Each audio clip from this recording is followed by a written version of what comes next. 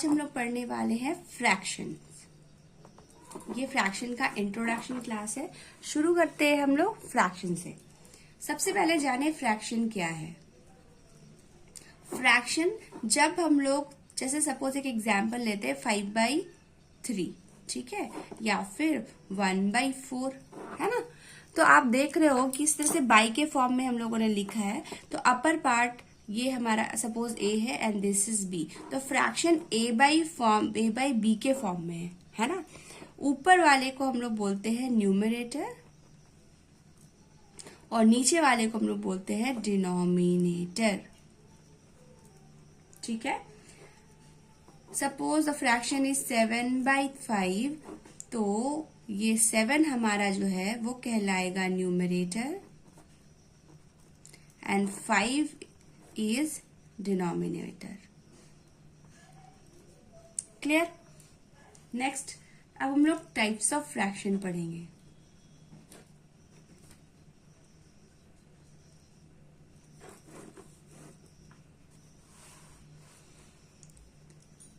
Number 1 is decimal fraction.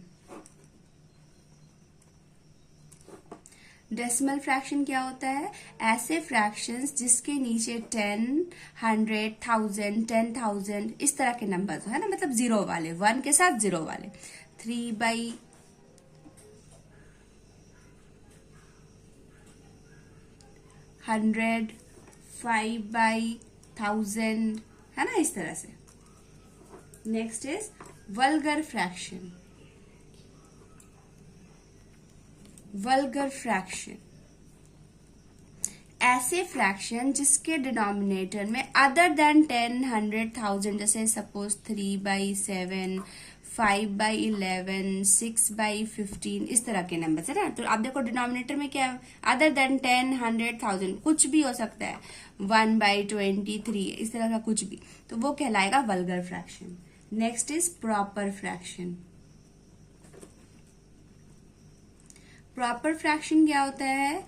ऐसा fraction जिसका numerator छोटा हो और डिनोमिनेटर बड़ा हो, है ना। 2/7, 11/13, 5/7 and so on. Next is improper fraction. ऐसा फ्रैक्शन जिसमें कि न्यूमरेटर बड़ा है और डिनोमिनेटर छोटा है ना। ऐसे फ्रैक्शंस क्या कहलाते हैं? Improper fraction. अब बात करेंगे मिक्स्ड फ्रैक्शन की। ऐसे फ्रैक्शंस जैसे 3 होल 1/5, 2 होल 7/9 इस तरह के फ्रैक्शंस मिक्स्ड फ्रैक्शन कहलाते हैं, ठीक है। मिक्स्ड फ्रैक्शन में suppose this is the mixed fraction, तो यहाँ जो होल पार्ट है इसको हम लोग बोलते हैं होल पार्ट और इंटीग्रल पार्ट। वेयर एज ये जो पीछे का सेक्शन है ना 1/5, ये कहलाता है फ्रैक्शनल पार्ट, ठीक है। हम लोग सीखेंगे कि किस तरह से मिक्स फ्रैक्शन में कन्वर्ट किया जाता है और कौन से फ्रैक्शंस मिक्स में कन्वर्ट हो सकते हैं। फिलहाल आगे बढ़ते हैं। Like fractions. देखो आप, फ्रैक्शंस वर्ड है, मतलब यहाँ पे बहुत सारे फ्रैक्शन होंगे। 1/3, 2/3, 4/3। आप देखो सभी फ्रैक्शंस में आप कुछ कॉमन देख पा रहे हो, वो क्या है? डिनोमिनेटर सेम है ना। ऐसे फ्रैक्शंस कहलाते हैं लाइक फ्रैक्शंस। और इसी के बिल्कुल डिफरेंट, जैसे सपोज 2/3, 1/4, 7/9, आप यहाँ पे देखो डिनोमिनेटर्स डिफरेंट है, ये क्या कहलाते हैं? Unlike fractions. तो ऐसे फ्रैक्शंस जिनका डिनोमिनेटर सेम है वो कहलाते हैं लाइक फ्रैक्शंस, और ऐसे फ्रैक्शंस जिसका डिनोमिनेटर डिफरेंट है, 3, 4, 9, 11 कुछ भी हो सकता है, डिनोमिनेटर डिफरेंट होगा, अनलाइक फ्रैक्शंस। डिनोमिनेटर सेम होंगे, लाइक फ्रैक्शंस, ठीक है। नेक्स्ट अब हम लोग सीखेंगे कि किस तरीके से हम लोग कन्वर्ट करते हैं। अब आप पहले जानो कि कौन से ऐसे फ्रैक्शंस होंगे जो मिक्स में कन्वर्ट होंगे। जितने भी इम्प्रॉपर फ्रैक्शन हैं उसको आप मिक्स में कन्वर्ट कर सकते हो। ठीक है, सपोज क्वेश्चन इज 5/3। आप तो पहले चेक करो कि क्या ये इम्प्रॉपर है। इम्प्रॉपर कौन था? जिसमें कि न्यूमरेटर बड़ा डिनोमिनेटर छोटा था। तो ये एक इम्प्रॉपर फ्रैक्शन। यस, इसको हम लोग कन्वर्ट कर सकते हैं मिक्स फ्रैक्शन में। कैसे कन्वर्ट करेंगे? तो 3 से डिवाइड किया 5 को, है ना, 3 है इधर, 5 इधर। 1 टाइम्स 3, क्या बच गया रिमाइंडर 2 माइनस करने के बाद। तो जो पीछे है वो आप आगे लिख दो, जो ऊपर है वो नीचे चला जाएगा और जो नीचे है वो ऊपर चला जाएगा। And this is your answer. जो पीछे था वो आगे, जो ऊपर है वो नीचे और जो नीचे है वो ऊपर। ठीक है, एक और सम देख लेते हैं हम लोग। Suppose it's 27/5। तो फिर से 5 से डिवाइड करो आप 27 को। 5 5 जा 25, रिमाइंडर क्या बचा? 2। तो क्वोशिएंट आगे, डिवाइजर नीचे और रिमाइंडर ऊपर।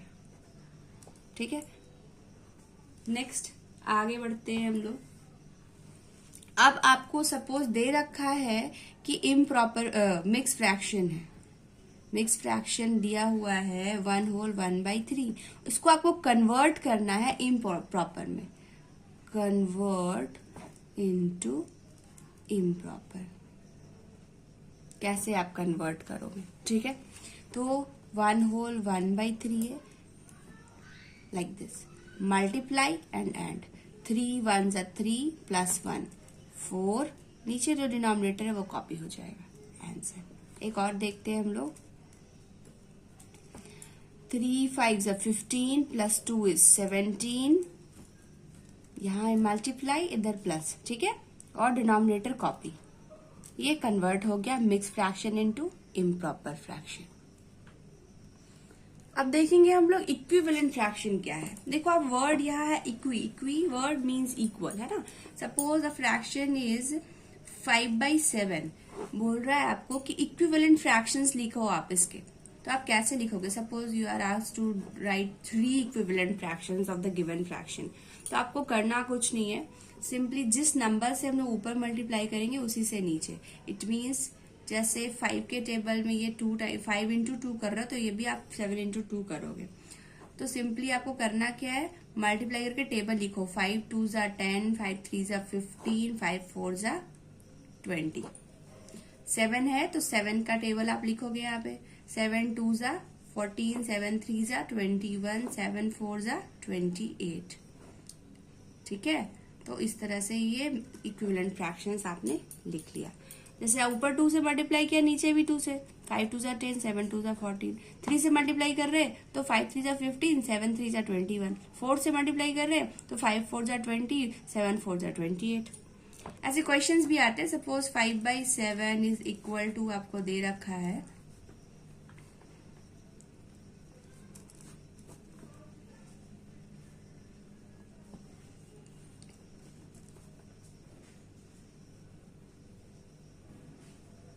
ठीक है, और आपको बोलेगा फिल द बॉक्सेस। तो आप कैसे सॉल्व करोगे इस तरह के क्वेश्चन को? तो आपको क्या करना है, इसको अभी आप भूल जाओ, इन दोनों को देखो। 5/7 is equal to 25 by box.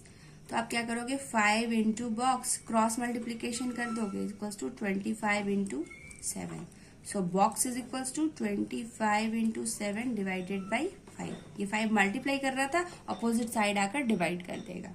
5 के टेबल में 5 times, so box equals to 3 5 7 जा 35। तो आपको आंसर मिल गया, यहाँ पे 35 होगा। ऐसे भी आप देखो, यहाँ आपको 5 से मल्टीप्लाई करके 25 आया है, तो ऑब्वियसली 7 को भी क्या से मल्टीप्लाई करना होगा, 5 से। आंसर आ गया। अब इसके लिए देखो, आपने डिनोमिनेटर दिया हुआ है, न्यूमरेटर नहीं है, तो आप डिनोमिनेटर से कंपेयर करो।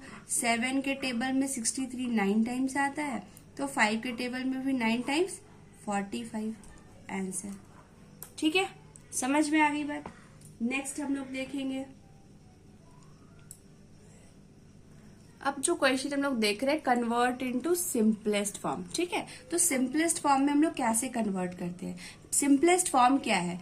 सिंपलेस्ट फॉर्म इज जब फ्रैक्शन का ऐसा फॉर्म जिसको कि आप फर्दर डिवाइड मतलब सिंपल फॉर्म में नहीं चेंज कर सकते। जैसे यहाँ पे आप देखोगे, ऐसे अगर मैथमेटिकल टर्म में हम बात करें तो न्यूमरेटर और डिनोमिनेटर का एचसीएफ अगर 1 आ रहा है तो आप समझ जाओ कि गिवन फ्रैक्शन सिंपलेस्ट फॉर्म में है, ठीक है। और अगर एचसीएफ 1 से ज्यादा अलग कुछ और आ रहा है, इट मीन्स कि वो सिंपलेस्ट फॉर्म में नहीं है।